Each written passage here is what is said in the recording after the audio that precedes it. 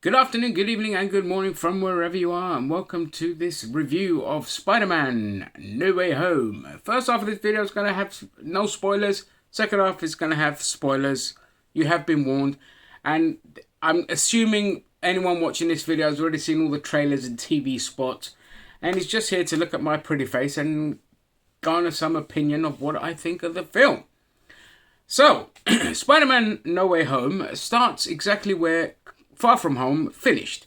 J. Jonah Jameson has revealed the identity of Spider-Man to the world, and all hell breaks loose. Spider-Man is then obviously arrested and questioned, and we kind of go from there. Then some personal things happen in Spider-Man's life, and it's just like Spider-Man comes to the conclusion that, all this mess is because of me, and so I just wish that people didn't know me. They didn't know who I was, the people in my life, so that they wouldn't be personally affected by my own actions. So obviously he goes to Doctor Strange, which was fantastic to see, a lovely little crossover of characters. It's always a welcome addition.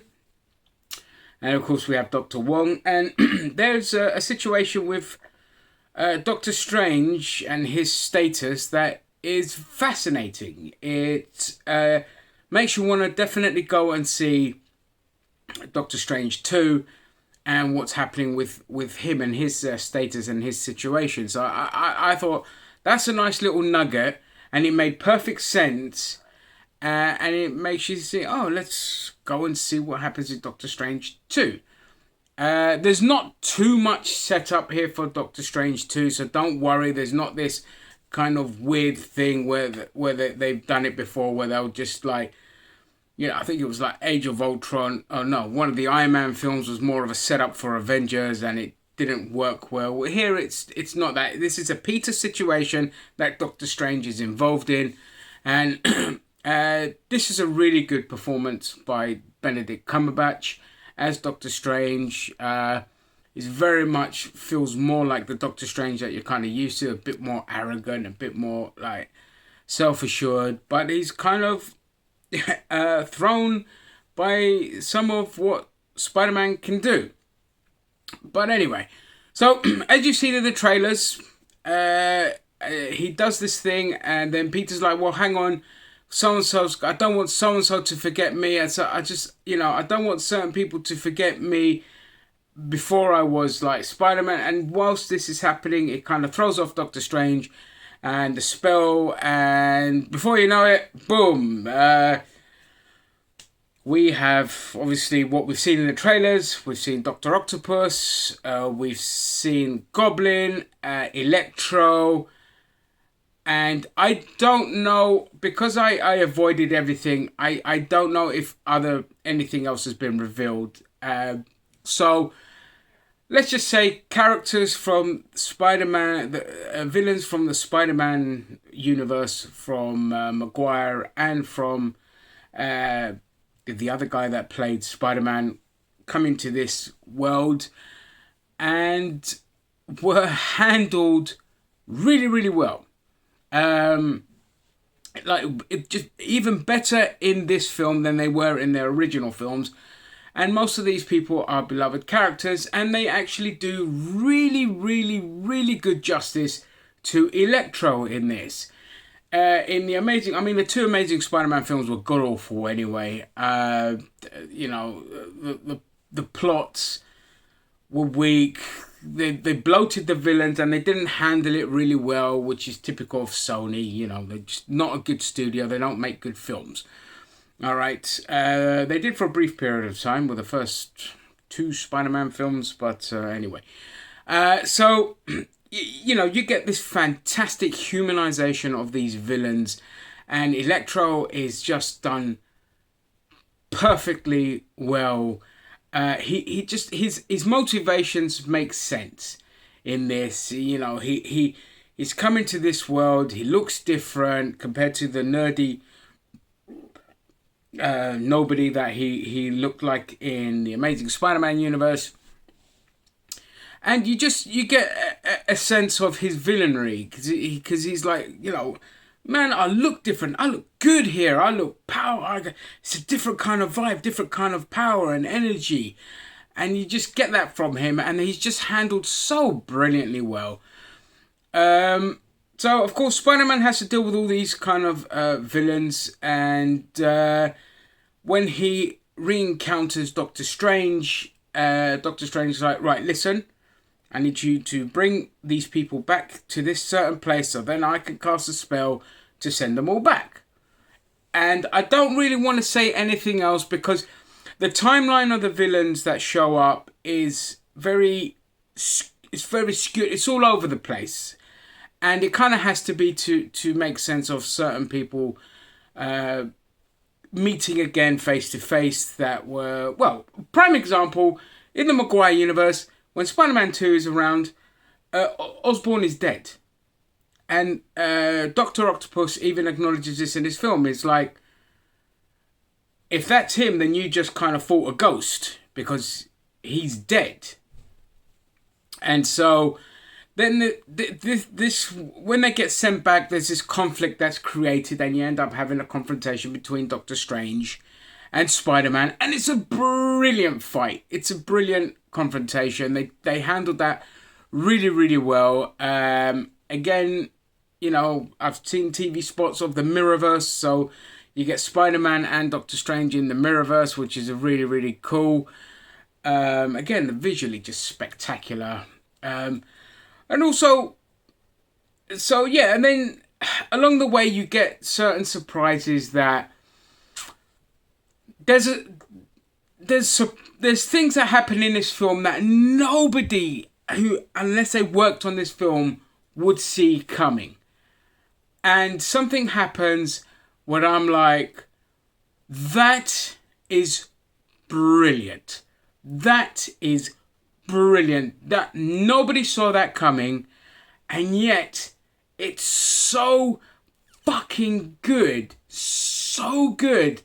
I literally got emotional because I was overwhelmed that they did something so brilliantly well, which I will talk about in the spoilers.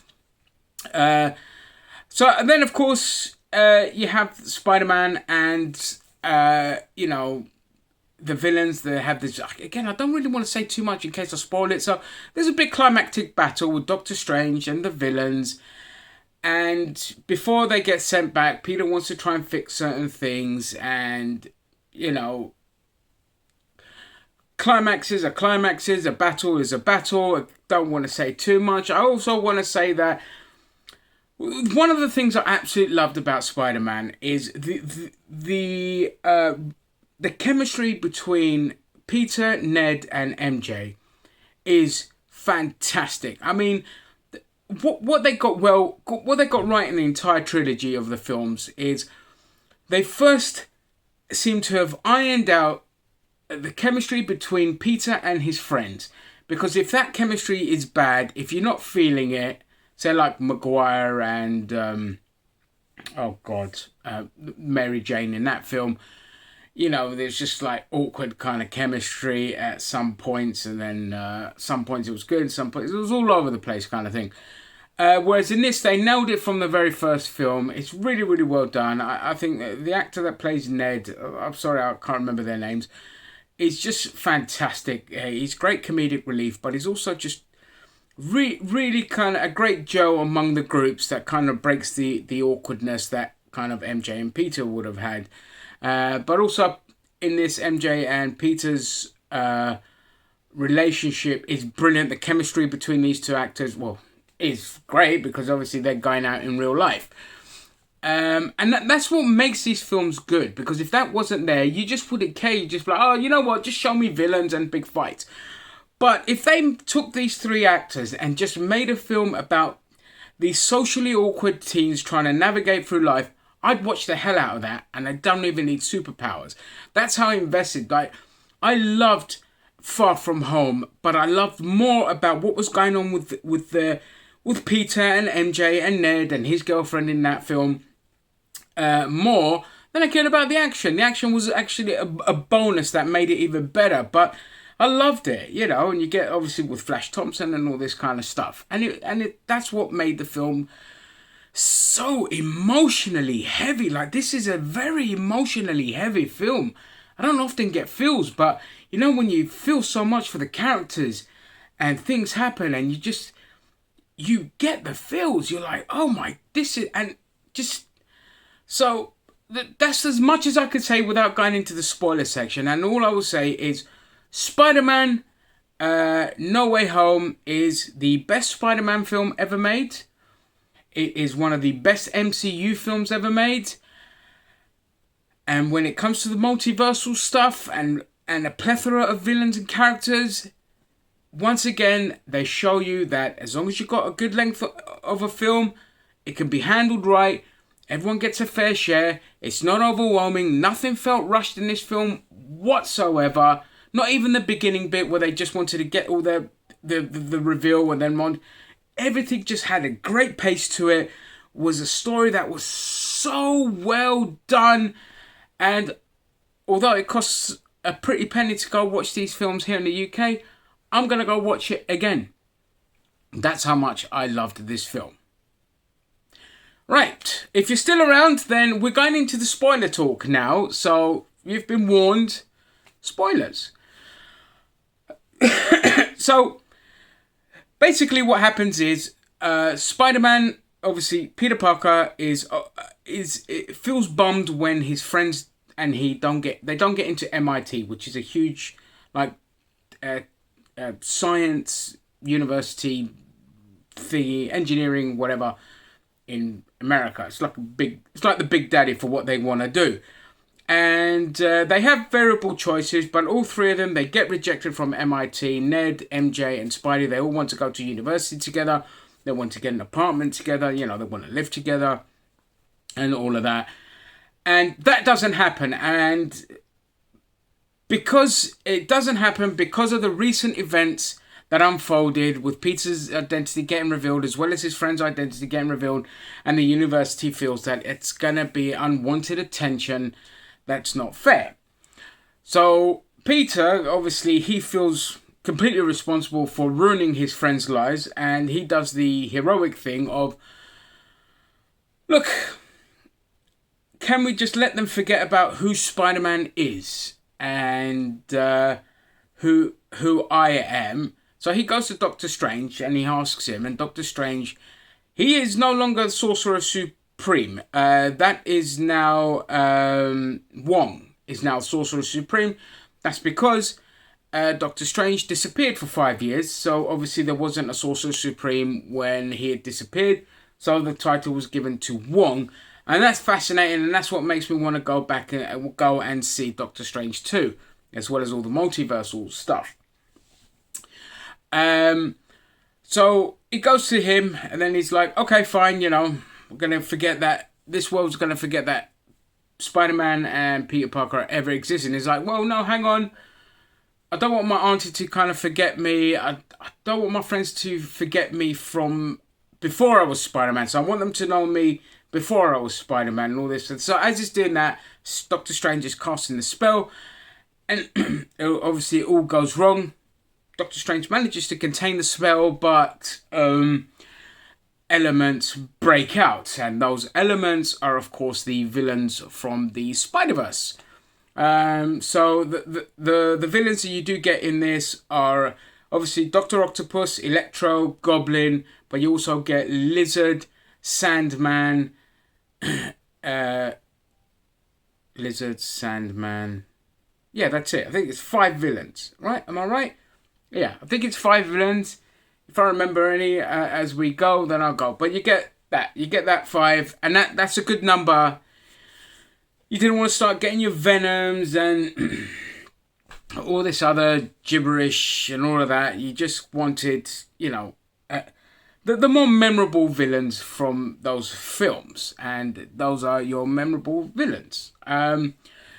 And so, yeah, they come in, and obviously there's a quick kind of confrontation when they're revealed when Spider-Man goes to see the MIT admissions officer. She's in her car and she gets caught up in all the action when Dr. Octopus attacks. When Dr. Octopus attacks, kind of removes Peter's masks, and he's like, hang on, you're not Peter, what's going on here? And they have a fight, and the nanobots manage to, because Peter's wearing his nano suit, because his other suit got splashed with green, so he gets his old Iron Spidey suit out, and the claws come out, and they have a fight there. It's very, very well done fight. It's brilliant. The effects are really, really good.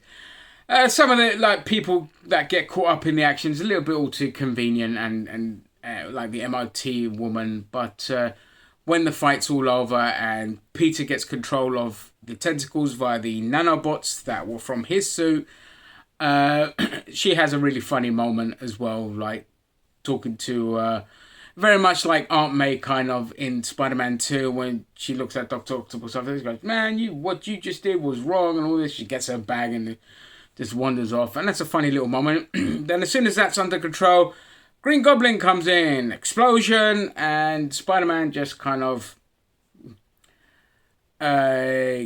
gets away. I think he's teleported with Doctor Strange. So Doctor Strange teleports him and Dr. Octopus. And when they're inside this little dungeon area underneath the Sanctorum, you also see Lizard has been captured, who Doctor Strange had a fight with, who found him under the sewers because he kind of sensed that something was not right. And so he manages to capture the Lizard, which was a pleasant surprise. I didn't know he was in this film at all. That's why I didn't mention him in the no spoiler bit. Yeah, I didn't know he was in this, so it was nice to kind of see him. I love Rhys Ifans. The plot of Amazing Spider-Man was fucking stupid, but it was really still really, really good. And then, of course, they have a way of tracking where these other people are. So Peter goes off into the wilderness, and you start seeing all the sand rising. And I'm like, oh shit, Sandman's in this as well. Brilliant. And then I'm like, oh shit, please don't give us Venom. Anyway, and then we also have Electro shows up, and I gotta say, like, Jamie Foxx, I fucking love Jamie Foxx. I'm a huge Jamie Foxx fan. I've been a Jamie Foxx fan since I watched his stand-up in the early 90s. And he is so good in this. In The Amazing Spider-Man 2, he was nothing special. Anyone could have played the role. But in this, it's Jamie Foxx doing Jamie Foxxism. Because in this, it comes into this universe and the electricity and the vibes here are completely different. As you could tell, because in this we have the yellow electricity, not the shitty blue electricity that they had in The Amazing Spider-Man 2. And he looks different. He doesn't look nerdy. He's as handsome as Jamie Foxx is. We've got the handsome Jamie Foxx type character, and he's got this new swagger about him. And he's like, oh shit, man, things are different. I feel better here. I've got a different kind of vibe and all this. And before you know it, he's captured with the help of Sandman, because the Sandman, at the end of Spider-Man 3, they kind of reconciled their differences and he just went off. So he's dragged into this universe, but he kind of helps this Spider-Man capture that guy so they can go home. And of course, Sandman's motivations at this point are very good, because he goes home because he lived. So if he goes home, he gets to see his daughter. So that's a good motivational reason for him to help. So they capture him. And then when Sandman and Spider-Man are back at the dungeon in Santorum, they start all having this conversation. And it's revealed that all these villains, apart from Sandman, are pulled just before they die in their universe. So if Strange sends them back, once Strange sends them back, it's going to be the moment of their death. So it's just before they died. And this is why you have Goblin and Dr. Octopus together, even though in their universe, one's dead when the other becomes Dr. Octopus. So that was really, really good. So that all these people are pulled moments from death. And I thought that's brilliant, because as soon as they go back, they're going to die and everything kind of goes back to normal, and that's how you kind of get your resolution at the end. But the plot twist is, of course, even the Sandman, he gets captured, but obviously Peter Parker's not happy about that. And there's a message that comes through for Aunt May that there's somebody, one of the villains that they spotted are with Aunt May. So he obviously runs there thinking she's in danger. But it's Norman Osborn. Obviously, Norman Osborn is bipolar because he's got the Goblin, and then he has... No, schizophrenic, sorry. Apologies to bipolar people. He's schizophrenic, so he obviously has the Goblin that takes over and becomes this evil motherfucker. And you've got Norman Osborn, who's normal, douchey Norman Osborn. So the normal, douchey Norman Osborn, who you see earlier in an alley confronting his inner demon and smashing the mask, that god-awful mask from the first film... He's sitting there talking to Aunt May and he needs help. And Peter's like, that's what I've got to do. I've got to help these people.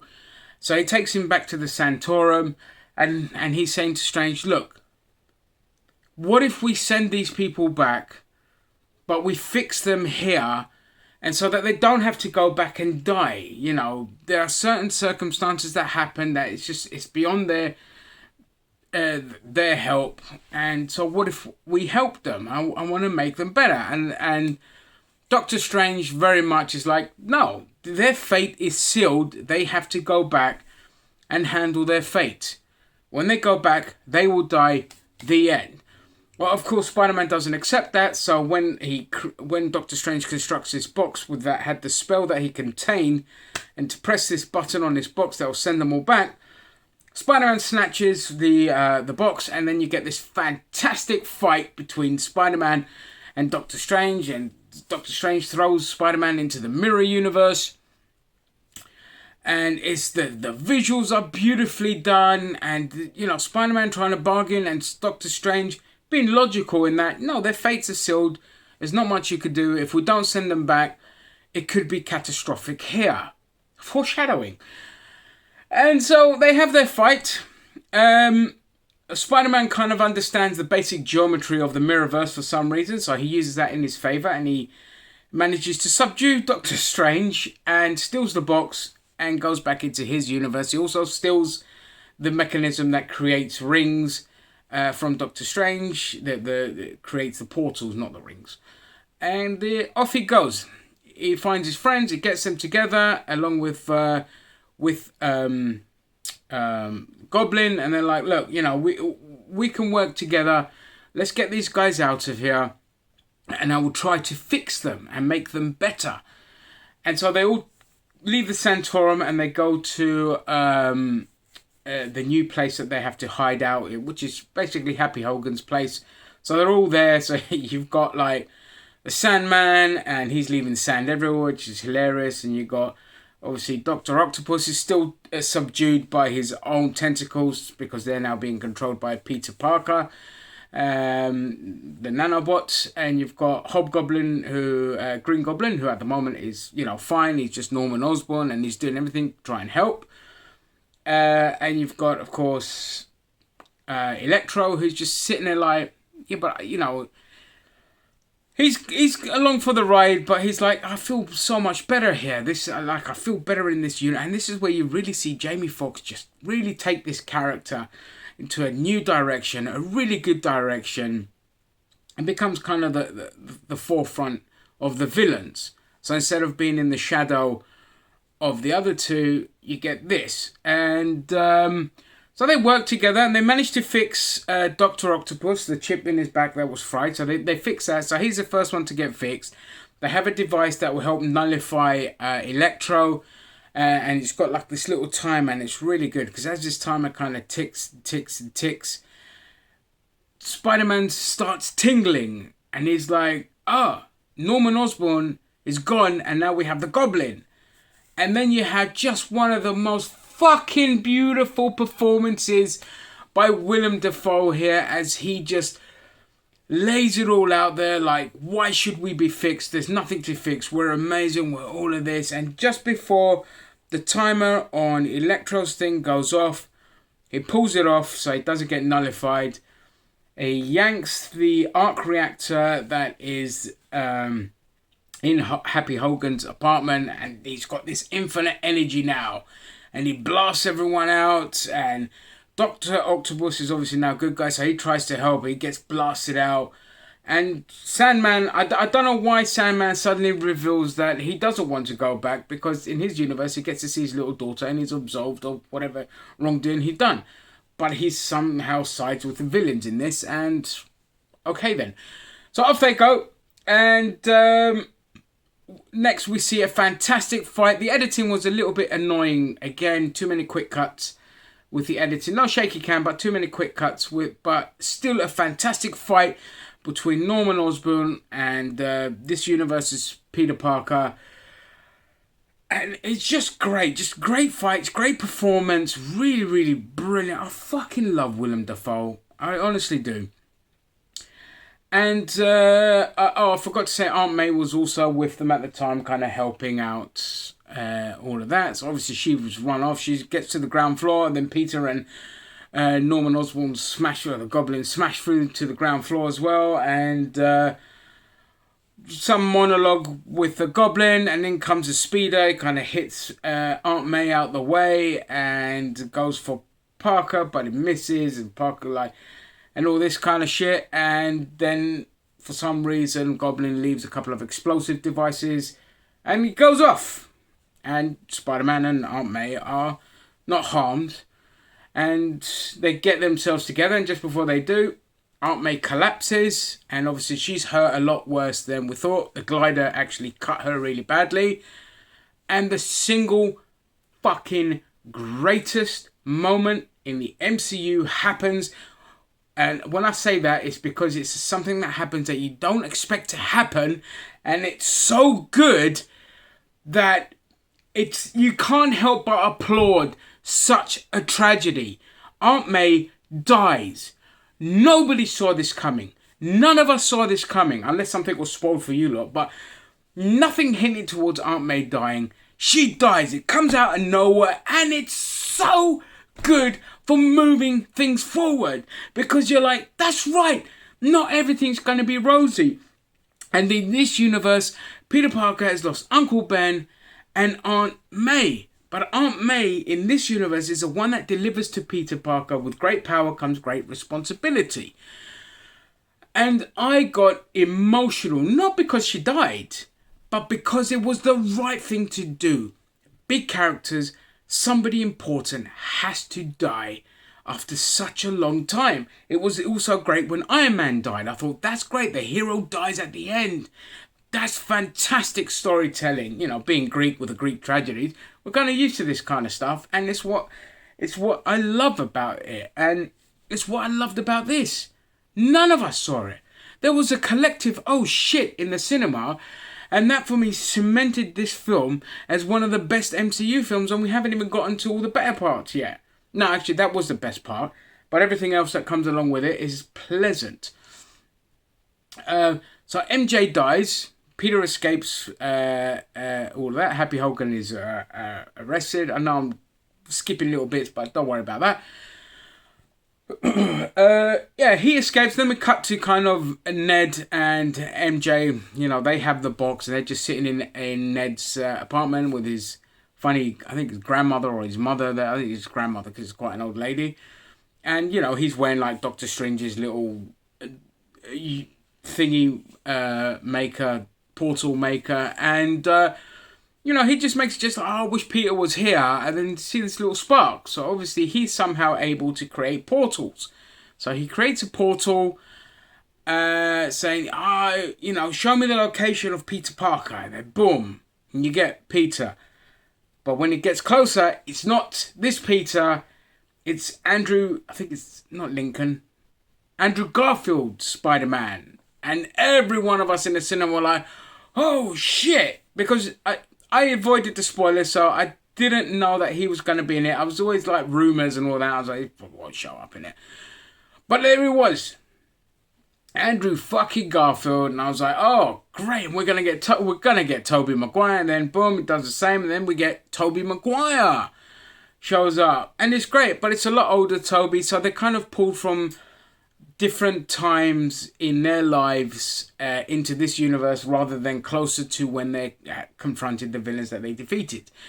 So we see the older Tobey Maguire Spider-Man, and for me, I loved it. I just thought, this is fucking fantastic. because you're not just getting the villains because everyone wants bloody Sinister Six, but you're getting the other Spider-Man as well. And they're going to go find, this universe of Spider-Man who's defeated, who's like obviously just lost his auntie, he's absolutely devastated.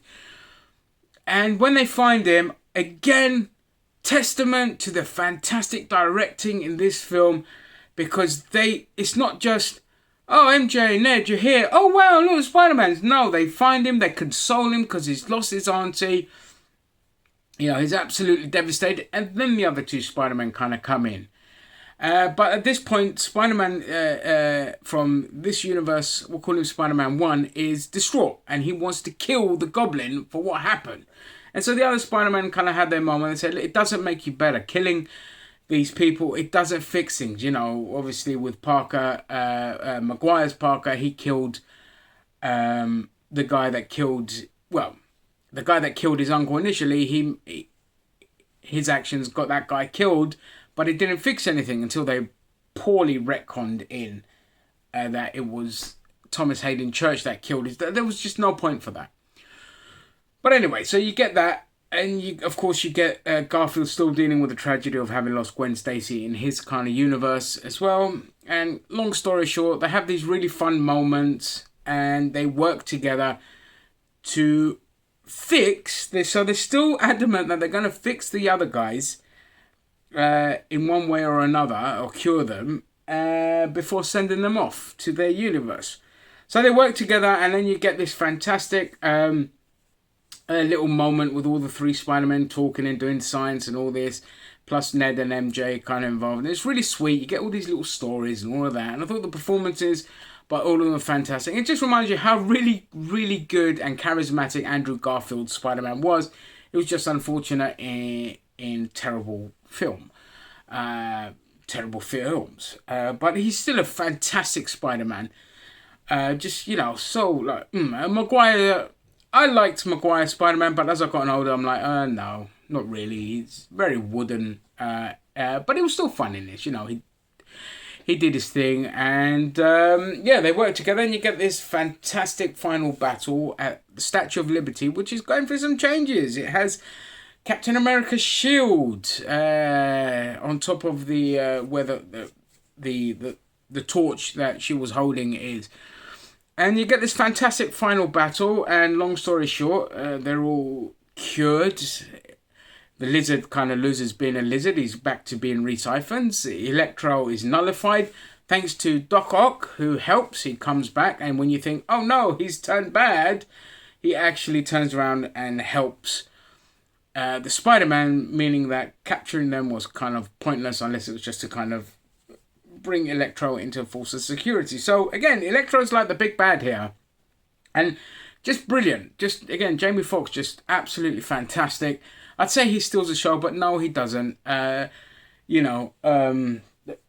star of this was definitely Willem Dafoe and his portrayal of Goblin, and you do want to see more.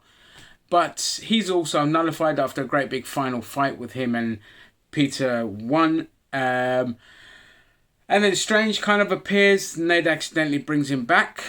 And he appears. And then just as he's going to send them all back, something goes wrong. The box gets blown up. And so we see cracks appearing. And the multiverse is kind of crazy. And you're starting to see different characters from Spider-Man. Just their shadows, like light shadows. You see all these different little characters. I won't say who. I'll leave it for fun, so people can figure it out for themselves. And in the end, Peter's like, okay, but if people forget who I am, will it fix everything? And they're like, it will, but do you want that? And it's like, yes, otherwise we're fucked. So, see, Doctor Strange originally goes back to his intention, makes everybody forget that Peter Parker is Spider-Man. And that means that he kind of, MJ and Ned don't know who he is. Aunt May not knowing who he is, not relevant now because she's dead. Any of the Avengers don't know who he is, all this kind of stuff. And you get this really, really, really sweet moment between the three Spider-Men after the battle's done. They get this little monologue, they hug it out, and then then Peter Parker goes to his friends, and they have the fucking amazing moment, just so well written. The minimalism in it is what makes it so fantastic. And that's it. Stephen Strange casts a spell and people forget who he is. And then later he goes to a coffee shop to see MJ working at that donut. I think it's a donut shop she works. And Ned kind of walks in and they're talking about MIT. They got into MIT. So obviously there was no consequences for them knowing Peter Parker because they don't know him. And they share this moment and Peter's got this note ready to kind of remind them who he is. And he doesn't go ahead with it. He's just like, you know what? They're happy. They're content. I've got to do the unselfish thing of forgetting the love of my life and kind of moving on. And it's a very heart-wrenching moment because he just, it's so testament to logic in that you wouldn't want to hurt the ones you love the most. So them not knowing who he is, nobody knowing who Spider-Man is. They know Spider-Man exists, but they don't know that it's Peter Parker. Means that he can carry on being Spider-Man and nobody knowing who he is. But now he's out in the world on his own. So he's got his own apartment. You hear the landlord going, rent is due first of the month. And you're like, can a 17-year-old rent an apartment in America? I don't know what the rules are. Because he's still only 17 in this film. But anyway, he's on his own, and we get Emperor Palpatine makes a comeback. Oh no, that was in the Happy Hogan's apartment. Just a Lego figure anyway, so forget I said that. And that's it, and it just kind of ends with him swinging through the skyline in a kind of shinier Spider-Man suit. And you get the post-credit scenes. One of them is, of course, Venom. The god-awful Venom with the actor, oh my god, I forgot his name. Just a brilliant actor. Anyway, the guy who's playing Venom now is in it. Eddie Brock, let's just say it's Eddie Brock with Venom. And they're at this bar and Venom's talking to his head. And I really fucking hate this Venom, so I'm thinking, oh shit, how the hell did he not get taken back into the universe? Because he's here and he's trying to understand. I mean, it's a funny moment because he's trying to understand what happened in this universe with Thanos and with all of this kind of stuff. Because he's like, well, aliens try to eat your brains. Because obviously the connection between what him and that Venom and all this kind of shit. And then thankfully, he disappears. He gets taken back into his universe. So we don't have to deal with that shitty version of Venom. But a little speck of the symbiote gets left behind. So, ooh, that's fantastic. That's actually really, really good. Because it'll be more the character rather than the symbiote that gets taken behind. And this little speck opens up a whole new world here. So that's really, really good. That's exciting to see what happens. Because I think there are another 3 more Spider-Man films planned. Which is great because I love the Spider-Man films. So I want to see more of them. And the other post-credit scene is just a trailer for Doctor Strange 2, which looks amazing. It looks amazing, It looks dark and very, very much like, it's got the multiverse stuff and Wanda's in it and all this kind of stuff. And yeah, that is it. This is a very long video, but there was a lot to talk about. And I remembered pretty much everything. If I forgot anything out, it doesn't really matter. You've seen it. If you've seen it, you can correct me. I don't think anyone's going to watch 40 minutes of this. But I love this film. It's definitely in my top 3 favourite MCU films. And probably top 2. I think it's a tussle between this one and Endgame. Not Endgame. Infinity War, which are my favourites. So, yeah, great film. Can't wait to see what happens next. I want more Spider-Man. I think it's handled so well. And I think it's a good nail in the coffin to say that this is the only time you're going to get the Spider-Verse involved here. But it's going to be interesting to see what happens with Morbius. Because we've already seen Adrian Toomes in that trailer, who was Vulture in this universe. So it's going to be interesting to see there. So is Morbius in this universe? Which makes sense because we are getting Blade. So if the Morbius in that film is in this universe, that's fine, as long as he gets killed off by Blade. Anyway, that is all. Let normality resume.